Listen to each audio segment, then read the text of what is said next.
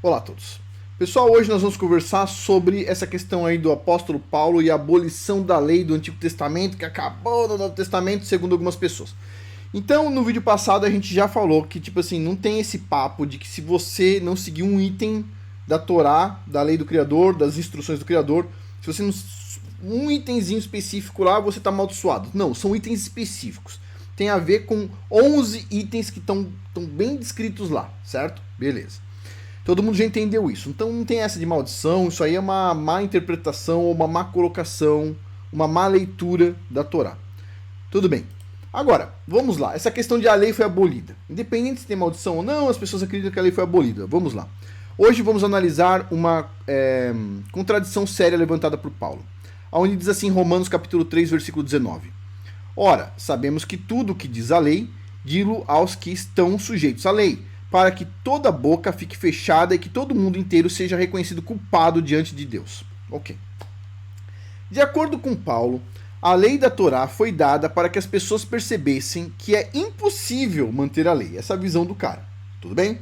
E que com isso possamos perceber que todos somos culpados diante do Criador. Porém, o que está escrito na Torá é justamente o oposto disso. É o oposto do que Paulo diz, como podemos ver a seguir.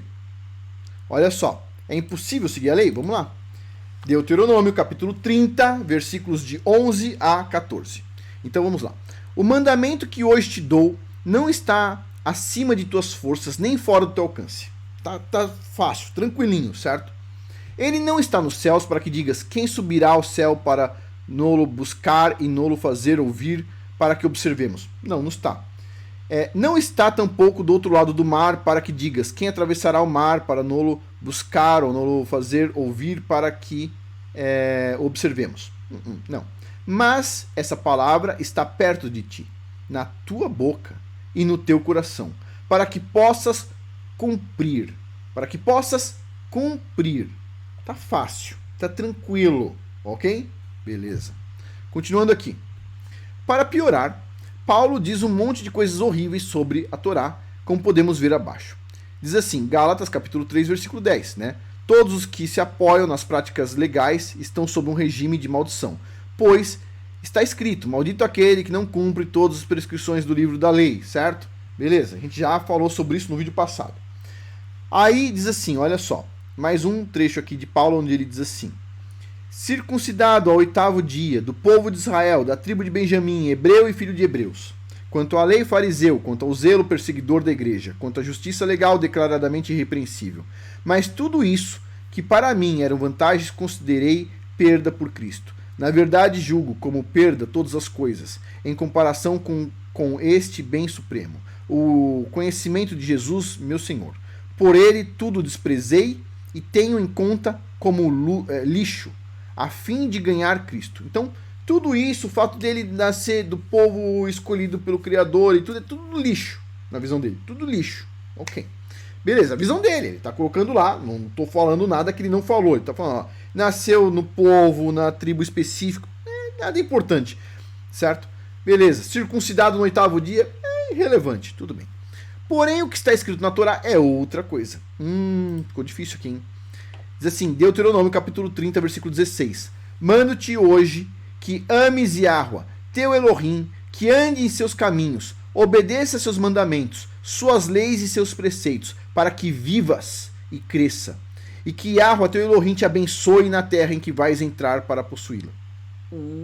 Então tá diferente, hein? Tá diferente. Quer dizer, a lei, a gente seguir a lei faz o quê? A gente ser abençoado.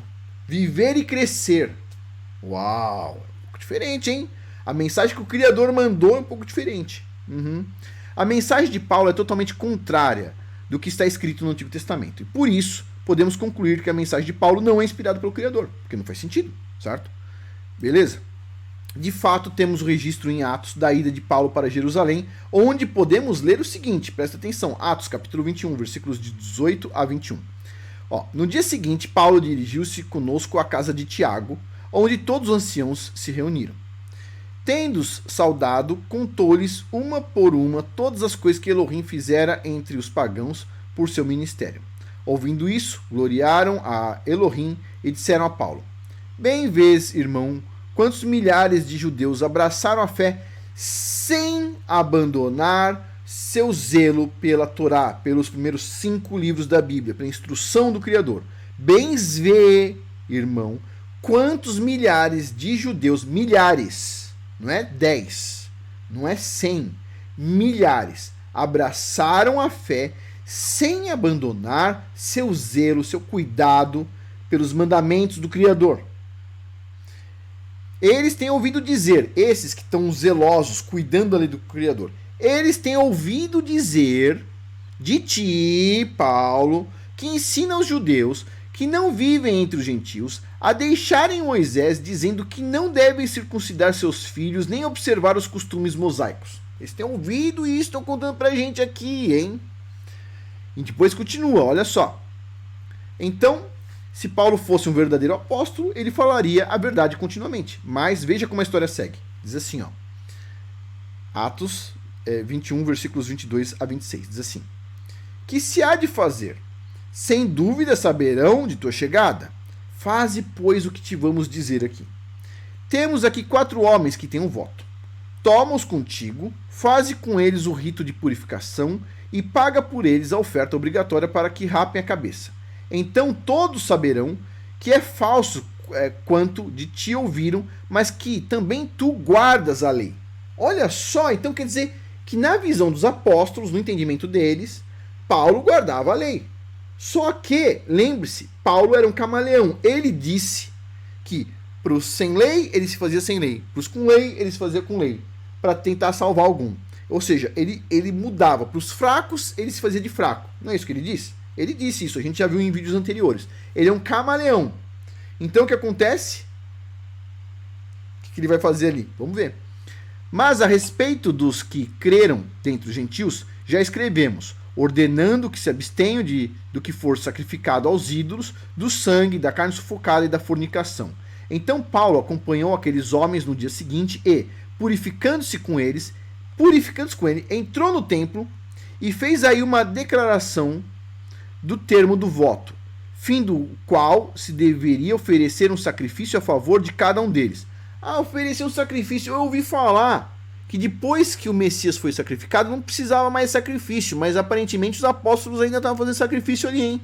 O que está dizendo ali? Deveria fazer o quê? Um sacrifício em favor de cada um deles? É isso que está escrito ali? Sim. E Paulo foi lá e fez. E os apóstolos mandaram. Sim. Interessante, curioso, mas vamos continuar aqui. Olha só, com essa passagem podemos concluir que Paulo era duas caras.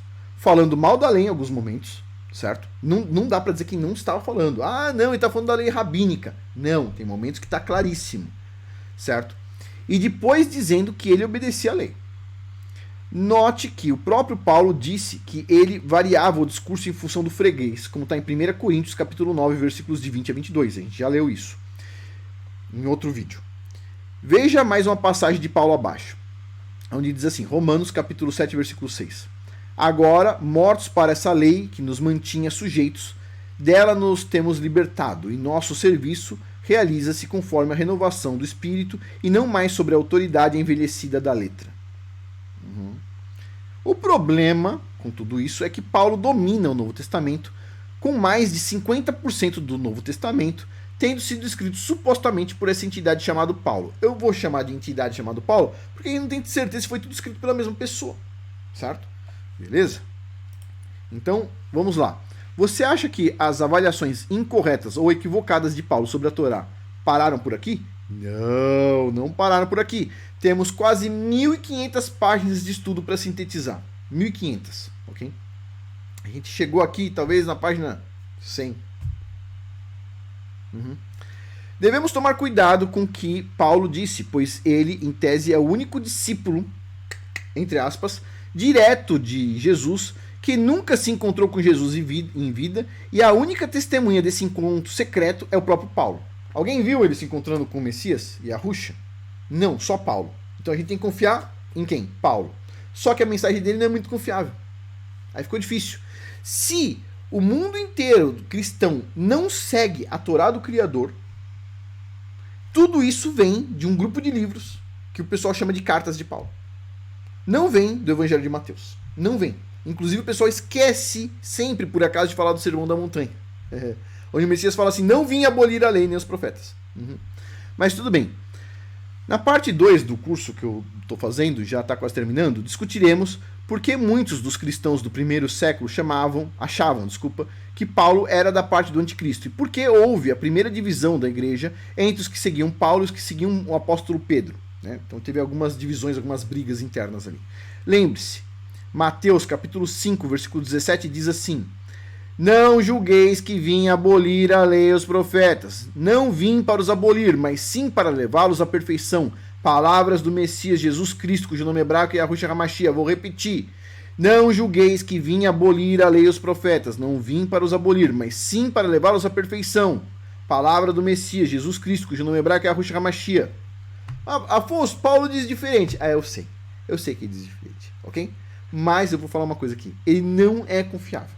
A forma como foi escrita, ou se ele quis escrever outra coisa, ele escolheu as letras gregas lá, as palavras gregas que ele escolheu. Então, assim, se ele quis dizer outra coisa, ele foi muito infeliz com as palavras, certo? O que a gente tem são pessoas se desviando do caminho do Criador dos céus e da terra, Yahweh Tsevaot, ok? Isso não é bom. Por hoje é isso. Muito obrigado a todos. E lembrando, antes que eu esqueça, fazer a divulgação, área de membros. Lembre-se, eu vou estar fazendo essa divulgação até dia 31 de dezembro.